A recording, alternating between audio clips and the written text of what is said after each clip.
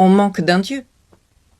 Ce vide, qu'on découvre un jour d'adolescence, rien ne peut faire qu'il n'ait jamais eu lieu. L'alcool a été fait pour supporter le vide de l'univers, le balancement des planètes, leur rotation imperturbable dans l'espace, leur silencieuse indifférence à l'endroit de votre douleur. L'homme qui boit est un homme interplanétaire. C'est dans un espace interplanétaire qu'il se meut. C'est là qu'il guette. L'alcool ne console en rien. Il ne meuble pas les espaces psychologiques de l'individu. Il ne remplace que le manque de Dieu. Il ne console pas l'homme. C'est le contraire. L'alcool conforte l'homme dans sa folie. Il le transporte dans les régions souveraines où il est le maître de sa destinée.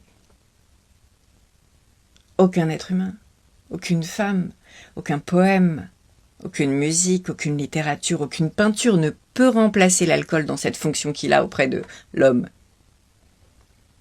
L'illusion de la création capitale. Il est là pour la remplacer. Et il le fait auprès de toute une partie du monde qui aurait dû croire en Dieu. Et qui n'y croit plus. L'alcool est stérile.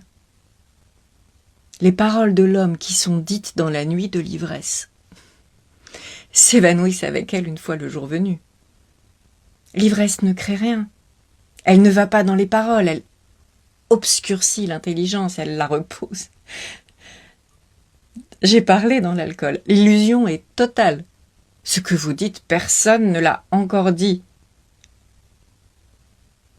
Mais l'alcool ne crée rien qui demeure, c'est le vent, comme les paroles.